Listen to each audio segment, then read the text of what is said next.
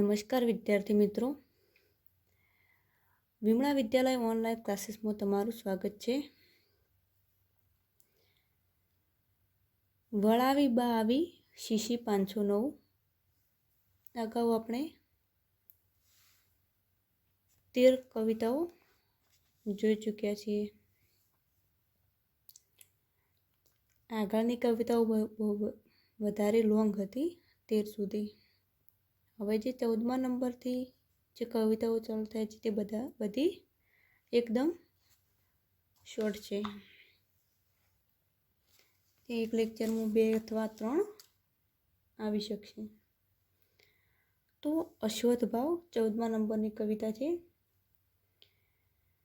અનામી આશ્ચર્યમાં તે પ્રકૃતિ વિષયક સોનેટ હતું. આ પણ એક પ્રકૃતિ વિષયક સોનેટ છે. વળાવી બા આવી એ 4 ભાગમાં રચાયેલી છે. 4 ભાગમાં તેની રચના થયેલી છે.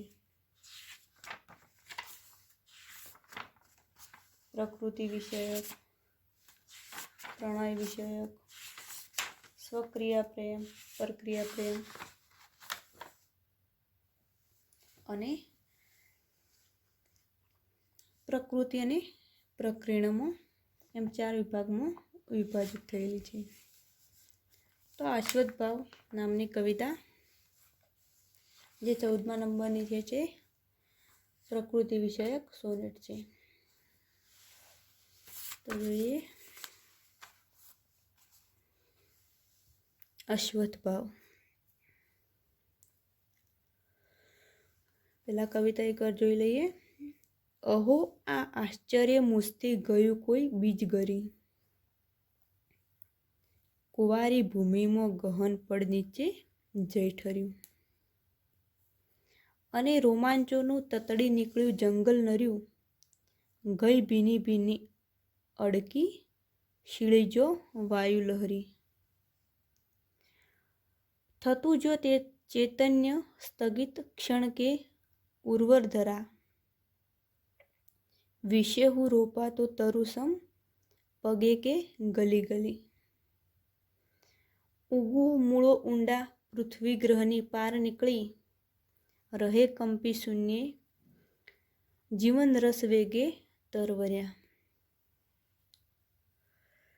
મને ચારે બાજુ શિરથી કરથી સ્કંદથી ફૂટે, ભૂરા આકાશોની જટિલ વિટપો શૂન્ય વીંજતી, જતી ઊંચી ઊંચી વિહગ રવથી આકુલ થતી, ખચી તારાઓની બાણ બણતી જ્યોતિર્મૂર્ત ફૂટે,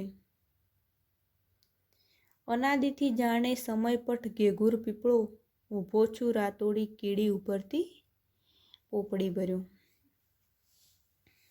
તો અશ્વથ ભાવ શિખરણી છંદમાં રચાયેલું સોનેટ છે. તો તેના વિશે આપણે જોઈએ. અશ્વથ ભાવ.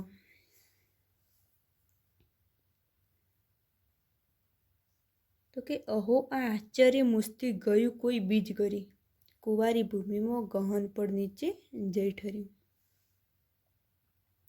એટલે કે અશ્વથ બધે ઉગી નીકળ્યું છે. અશ્વથનું બીજ બધે ઉગી નીકળ્યું છે. એમાં કવિ પોતાનો અશ્વથ ભાવ અનુભવે છે. અશ્વથ નામનું બીજ બધે ઉગી નીકળ્યું છે તેમાં કવિ પોતાનો અશ્વથ ભાવ અનુભવે છે. તેમને આશ્ચર્ય થાય છે કે એમનું અસ્વસ્થનું બીજ ભૂમિના ગહન પડમાં જઈને ઠર્યું છે. તેમનું આ અશ્વથ નામનું બીજ ભૂમિના ગહન પડમાં જઈને ઠર્યું છે.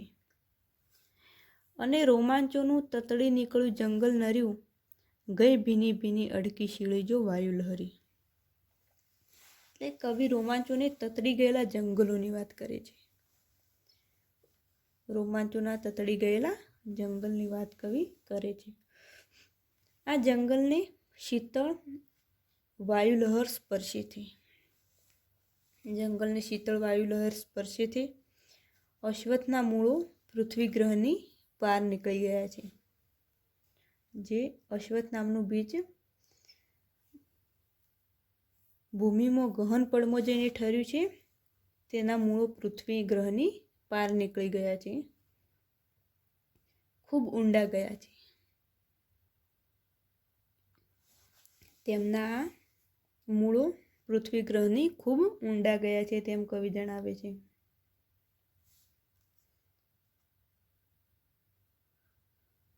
ઉગવું મૂળો ઊંડા પૃથ્વી ગ્રહની પાર નીકળી રહે કંપી શૂન્ય જીવન રસ વેગે તરવર્યા. મને ચારે બાજુ શિરથી કરથી સ્કંદથી ફૂટે ભૂરા આકાશોની જટિલ વીટપો શૂન્ય વીજથી. એટલે કે કવિને લાગે છે કે તેમને ચારે બાજુથી શિરથી કરથી સ્કંદથી આ બધી આકાશોની જટિલ વીટપો તેમની વીંજથી ફૂટે છે. કવિને ચારે બાજુથી આ આકાશોની જટિલ વીટપો શૂન્યની વીંજથી ફૂટે છે.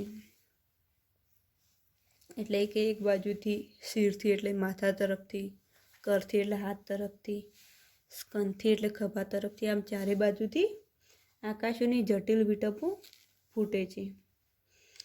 તેમના વિહગ આવેગોથી તે આકુળ વ્યાકુળ થઈ જાય છે. જતી ઊંચી ઊંચી વિહગ રવથી આકુલ થતી ખચી તારાઓના બણબણથી જ્યોતિર્મૂર્ત ફૂટે. એટલે કે આ વિવિધ અલગ અલગ અવાજોથી તેઓ કવિ આકુળ વ્યાકુળ થઈ જાય છે. અને આગળ કહે છે કે અનાદિથી જાણે સમયપટ ઘેઘુર પીપળો ઊભો છું રાતોડી કીડી ઉપરથી પોપડી વર્યું. એટલે કે કવિ પોતાની યુગોથી અશ્વત્થની જેમ ઊભેલો પ્રતીત કરે છે. જેમ અશ્વત્થ પણ યુગો યુગોથી ઊભો છે તેમ આ કવિ પણ પોતાને યુગોથી ઊભો પ્રતીત કરે છે. આમ તેમનું ચૈતન્ય તેઓ પ્રકૃતિમાં વિસ્તરવા લાગે છે. આમ કવિ પોતાનું ચૈતન્ય પ્રકૃતિ સાથે વ્યક્ત કરે છે. આમ પ્રકૃતિ બાબતે તે અદ્વૈત ભાવ અનુભવે છે અને આ અશ્વત્થ ભાવની અનુભૂતિને તે અનોખી બનાવી રહે છે. ખૂબ જ નાનું કાવ્ય હતું અશ્વત્થ ભાવ. ફરી એકવાર જોઈ લો કે અહો આ આશ્ચર્ય મુસ્થી ગયું કોઈ બીજ ગરી કુંવારી ભૂમિમાં ગહન પડ નીચે જઈ ઠર્યું અને રોમાંચોનું તતડી નીકળ્યું જંગલ નર્યું ગઈ ભીની ભીની અડકી શીળી જો વાયલરી. એટલે કે અશ્વત્થ બધે ઉગી નીકળે છે. કવિ જણાવે છે કે અશ્વત્થ બધે ઉગી નીકળ્યો છે. તેમ કવિ પોતાનો અશ્વત્થ ભાવ અનુભવે છે. તેમને આશ્ચર્ય થાય છે. કવિને આશ્ચર્ય થાય છે કે અશ્વત્થનું બીજ જે ગહન ભૂમિમાં જઈને પડ્યું હતું તે કઈ રીતે ઉગી નીકળ્યું અને તેના મૂળો પણ પૃથ્વી ગ્રહની પાર નીકળી ગયા છે. કવિની રોમાંચોમાં તતડી ગયેલા જંગલની વાત કરે છે. આમાં પણ કવિએ પ્રકૃતિ પ્રેમની વાત કરી છે. આમાં પણ તેઓ પ્રકૃતિ સાથે જંગલની વાત કરે છે. તેઓ રોમાંચોમાં તતડી ગયેલા જંગલની વાત કરે છે અને જંગલની શીતળની વાયુ લહેર સ્પર્શે છે. અશ્વત્થના મૂળો પૃથ્વી ગ્રહની પાર નીકળી ગયા છે. કે જે અશ્વત્થનું બીજ જે ભૂમિના ઊંડા ગહનમાં જે પડી ગયું હતું તેના મૂળો પણ પૃથ્વી ગ્રહની બહાર નીકળી ગયા છે. ખૂબ ઊંડા ગયા છે. તેના મૂળો પણ ખૂબ ઊંડા ગયા છે. એમને લાગે છે કે એમને ચારે બાજુથી આકાશ જટિલ શૂન્ય વીજ ફૂટે છે. કે ચારે બાજુથી શિરથી કરથી અને સ્કંદથી ભૂરા આકાશોની જટિલ વીટપો શૂન્યની વીંજથી ફૂટે છે. ચારે બાજુથી આકાશોની વીટપો શૂન્યને વીંજે છે અને આ વિહગ આવેગોથી કવિ આકુળ વ્યાકુળ બની જાય છે. આમ કવિ પોતાને જેમ અશ્વત્થ પણ યુગો યુગોથી ઊભો છે તેમ કવિ પોતાને પણ યુગો યુગોથી ઊભેલો પ્રતીત કરે છે. તેમનું ચૈતન્ય પ્રકૃતિમાં વિસ્તારવાનું કામ કરે છે. આમ અશ્વત્થ ભાવ ખૂબ જ ટૂંકું કાવ્ય હતું. 14મા નંબરનું કાવ્ય હતું.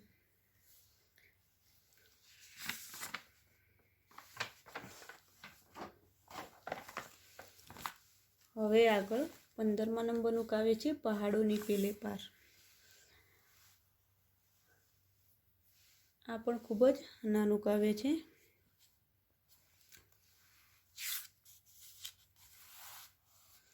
પહાડોની પેલે પાર.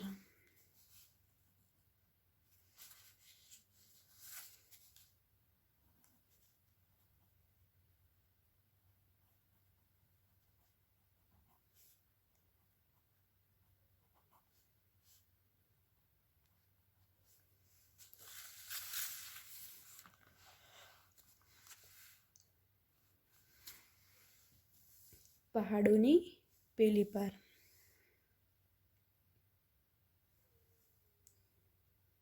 1966માં કાવ્યની રચના કવિએ કરી છે. 1966માં આ કાવ્યની રચના કરી છે પહાડોની પેલે પાર. આ પણ એક પ્રકૃતિ વિષયક સોનેટ છે.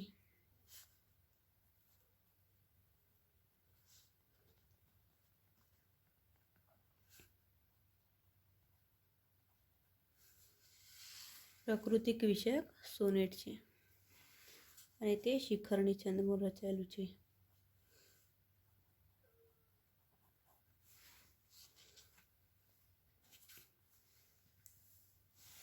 તો જોઈએ પહાડોની પેલે પાર.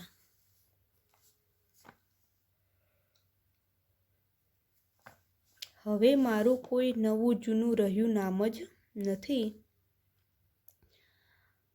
અનામિકો આદિ વનનું બસ છું સત્વ હું હવે. મને કોઈ આગે સમય મહી મારા વતનથી ગયું તું યાદ આવે અપહરિપુરા કોઈક ભવે. પૂરા જ્યારે નીકળતી હતી વાત ગરમો વને નિર્વસેલા નૃપકુંવરની એ વન વિશે. ઊભા આડા પહાડો નદી વહતી અપાર સુણતા ઉઠનતા પ્રાણો છે તડપી મુજ તે આજ સમજું. અહો પેલી પારે ગિરિતણી વહે કોઈક નદી નર્યા ઉલ્લેખે સરી જતી કંઈક કેટલી સદી. ચલી આવે યાત્રા કથની દૂરથી સંસ્કૃતિ તણી વને પહાડો તણીએ વળી ઓપાર નદી કો. વહે છે અંજાણી તટ ઉપર ત્યાં શાપિત પરી રહી કો એકાકી રટત મુજને રાજકુરી.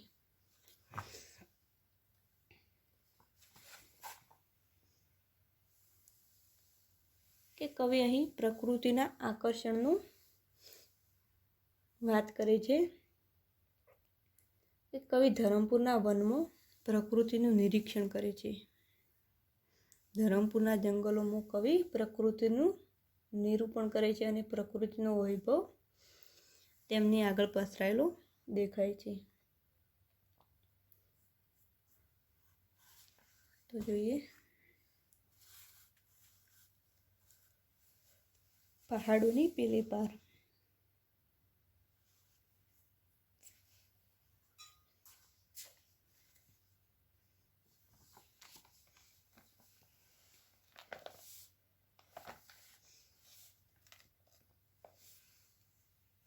ધરમપુરના જંગલો નહીં, જંગલોની વાત કરે છે. તે વનમાં નદીના તટે એકાતી વસતી રાજકુંવરીએ પ્રેયસી છે અને એના રાજકુંવરની તે વાટ જુએ છે. આ કલ્પના આ કવિએ વર્ણવી છે કે એક પ્રેયસી રાજકુંવરી તેના રાજકુંવરની વાટ જુએ છે પહાડોની પેલે પાર. તો જોઈએ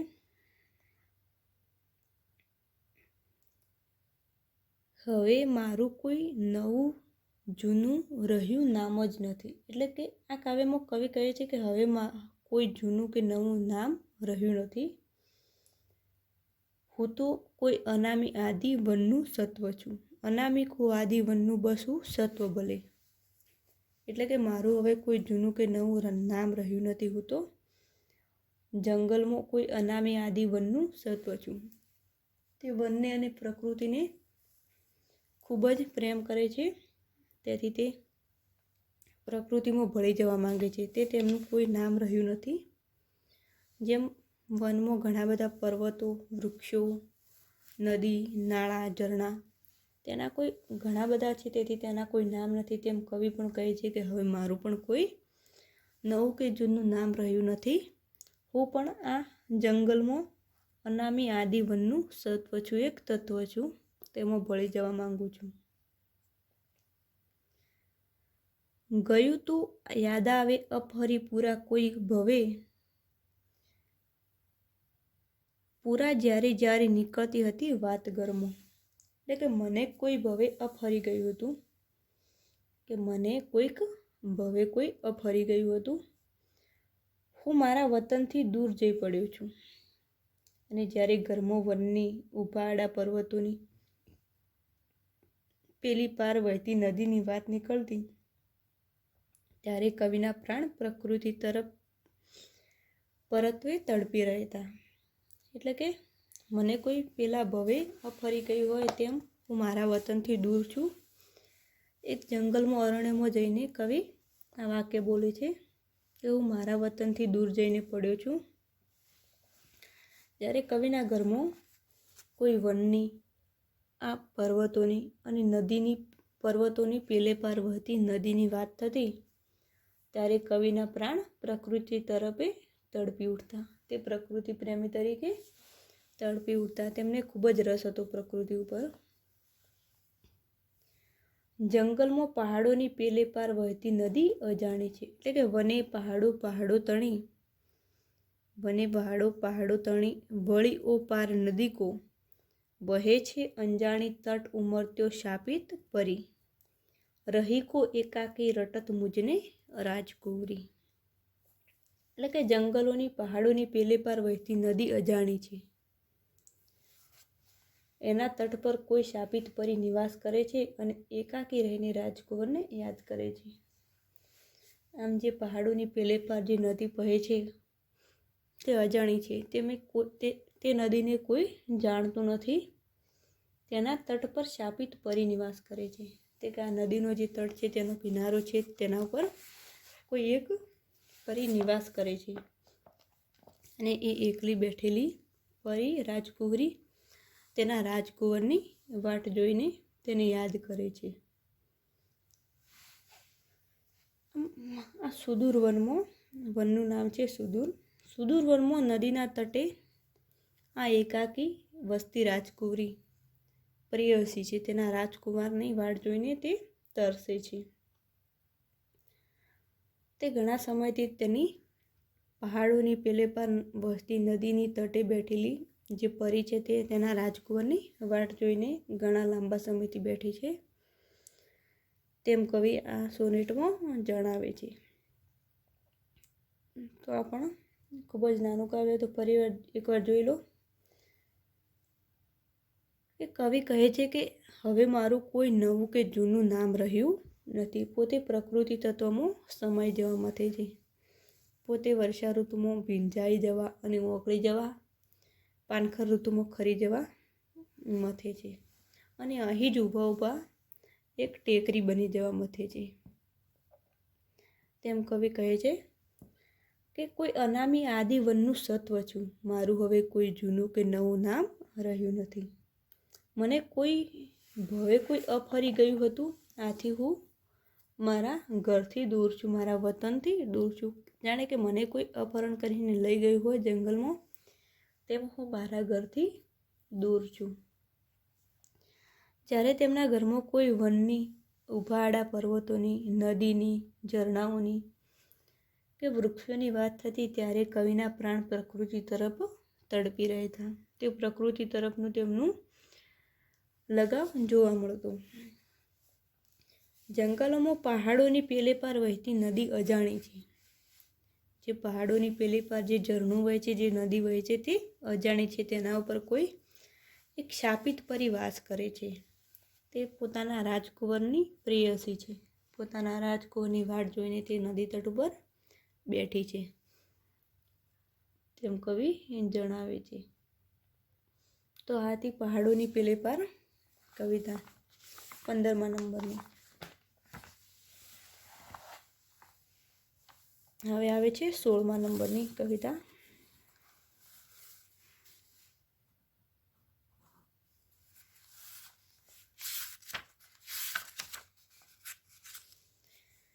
ધરમપુરના જંગલોમાં વૈશાખી બપોર.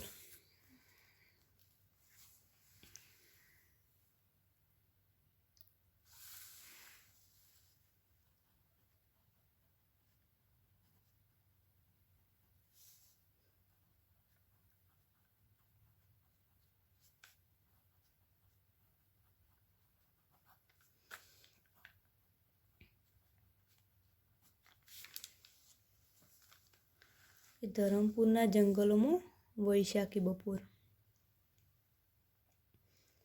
આ કાવ્યની રચના 1955માં થયેલી. એટલે કે ઉષ્ણસનો પ્રથમ કાવ્ય સંગ્રહ પ્રસૂન આપ્યો ત્યારે તે 1955માં આપ્યો હતો, અને આ કાવ્યની રચના પણ 1955માં થયેલી. એક બીજી આ કવિતાની ખાસિયત છે કે હરિણી છંદમાં રચાયેલું છે. બધા સોનેટો છે શિખરણી છંદમાં રચાયેલા છે. આ સોનેટ છે હરિણી છંદમાં રચાયેલું છે. તેના પણ 17 અક્ષર હોય છે. હરિણી છંદમાં રચાયેલું આ કાવ્ય 1955માં પ્રગટ થાય છે, અને પ્રકૃતિ વિષયક આ સોનેટ છે. ધરમપુરના જંગલોની કાવ્યમાં વાત કરે છે. તો જોઈએ. વર્ણ બદલ્યો કાચિંડે શું ટટ્ટાર થઈ ગળે, જરી પીળ ચટ્ટા ધોળા વર્ણે ભળ્યો વળી ભૂખરો. સમય વગડાનો બપોરી જરી કજળ્યો જળ્યો, ભતુત વર્ણો થોડો સોડે દુણાલય પીમળે. સમય ઉંઘરેટો બપોરી ચઢ્યા મદ ધારણે, થડ નજીકની છાયામાં છે ખસ્યો જરી જંપવા. પણ રવીર કરો ચંપાતા શા, જાડી ચાળ્યા સતાય હવે હવા, દજવતી ત્વચા આધી આંચે યથા આડી કોયણે. ઘડીક કર ઓશિકે માથું મૂકી પડખું ફરે, અખિલ વગડાની કીડીઓ થરેથર પોપડે. સરપ સ્લથનું મોઢું તાપે બખોલ શું ઉઘડે, ત્યહીં કીડીઓ છાયા લોભી પ્રવંચિત થઈ સરે. શબરી સરી કે જોકે રામ પ્રતીક્ષની કેડીઓ, બદરી ફળજો ચાખી ચાખી મૂક્યા ચઢી કીડીઓ. એટલે કે કવિ વૈશાખના બપોરે ધરમપુરમાં વૈશાખી બપોરની વાત કરે છે. કે વૈશાખના બપોરે ધરમપુરના વનમાં કવિ વર્ણવે છે કે શું કાચિંડાએ ટટ્ટાર બનીને રંગ બદલ્યો છે. કાચિંડાએ શું ટટ્ટાર બનીને ધરમપુરના જંગલોમાં રંગ બદલ્યો છે. એના જરા પીળા ચટ્ટા વણમાં ભૂખરો રંગ ભળ્યો છે. જેના શરીર ઉપર જેના પીળા ચટ્ટા ધોળા વર્ણના જે પટ્ટાઓ છે તેમાં ભૂખરો રંગ ભળ્યો છે, તેમ કવિ પ્રશ્ન કરે છે. ત્યારે આગળ કહે છે, સમય વગડાનો બપોરી જરી કજવ્યો જળ્યો, ભપૂત વર્ણો થોડો સોળે દુણાલય પીમળે. સમય ઉંઘરેટો બપોરી ચઢ્યા મદધારણે.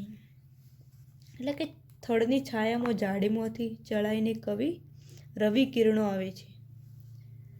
થડની છાયામાં જાડીમાંથી ચડાઈને, એટલે કે ઘટાદાર જાડી જે વન છે ઘટાદાર, તેમાંથી ચડાઈને સૂર્યના કિરણો પૃથ્વી પર આવે છે, જમીન ઉપર પડે છે. જંગલમાં બહુ જ ગાઢ જંગલ છે, તેથી સૂર્યના બધા કિરણો જમીન પર આવી શકતા નથી.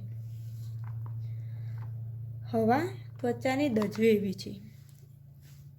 વૈશાખી બપોરની હવા એકદમ ગરમ ખૂબ જ તડકો પડતો હોય, તેથી તેની હવા એકદમ ગરમ હોય, તેથી તેની હવા શરીરને દજવે એવી છે.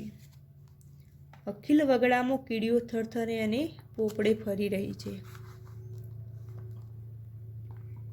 અખિલ આખા વગડામાં કીડીઓ થરથરે છે અને તેના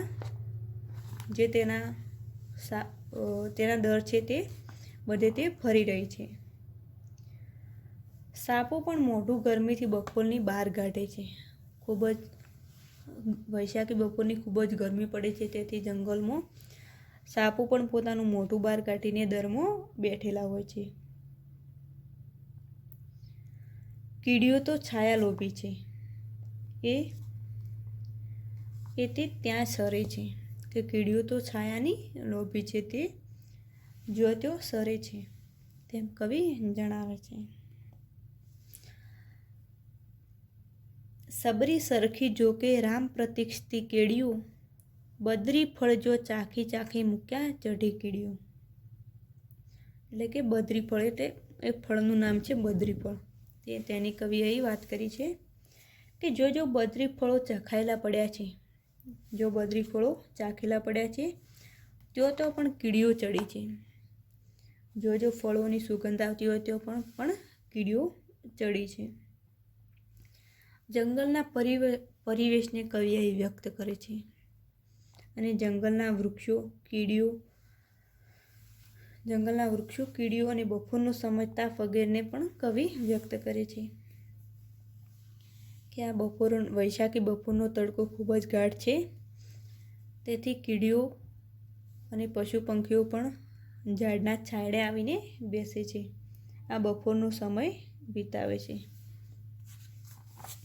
આમ ધરમપુરના જંગલોની કવિએ વાત કરી છે, પ્રકૃતિનું નિરૂપણ કર્યું છે અને પ્રકૃતિનો વૈભવ પણ તેમની આગળ પથરાયેલો જોવા મળે છે. તો આજે ધરમપુરના જે જંગલો છે તેમાં કવિ પોતાને પ્રકૃતિ સાથે સરખાવે છે અને વૈશાખી બપોરની વાત કરે છે. તો જોઈ લો કે વૈશાખી બપોરે ધરમપુરના વનમાં કવિ કાચિંડાને કલર બદલવાનું કહે છે. કે શું આ વૈશાખી બપોરે કાચિંડાએ કલર બદલ્યો હશે? તેના શરીરના પીળા જે પટ્ટા છે, પીળા ચટ્ટા વર્ણો છે, તેમાં શું ભૂખરો રંગ ભળ્યો હશે? તેમ કવિ પ્રશ્ન કરે છે. ત્યારે આગળ સમયની વાત કરતા તેઓ કહે છે કે થડની છાયામાં ઝાડીમાંથી ચડાઈને સૂર્યના કિરણો આવે છે અને આ વૈશાખી બપોરની ઉનાળાની જે હવા છે તે શરીરને દજવે એવી છે અને આખા વગડામાં કીડીઓ થરથરે છે અને દરોદર ફરતી રહે છે અને સાપ પણ બખોલમાંથી મોઢું બહાર કાઢીને બેઠા છે. જો બદરી ફળો ચખાયેલા પડ્યા છે તો પણ કીડીઓ ચડેલી જોવા મળે છે અને આ વૃક્ષો અને કીડીઓની કવિએ વાત કરી છે કે આ કીડીઓ જંગલના પરિવેશમાં સતત ફર્યા કરે છે અને કીડીઓને તે છાયાલોભી તરીકે જણાવે છે. આમ જંગલના વૃક્ષો, કીડીઓ, બપોરનો સમય, તાપ વગેરેને કવિએ સરસ રીતે ધરમપુરના જંગલોમાં વૈશાખી બપોર નામના સોનેટમાં વ્યક્ત કર્યા છે અને પ્રકૃતિનું આકર્ષણનું કેન્દ્ર બને છે સોનેટ.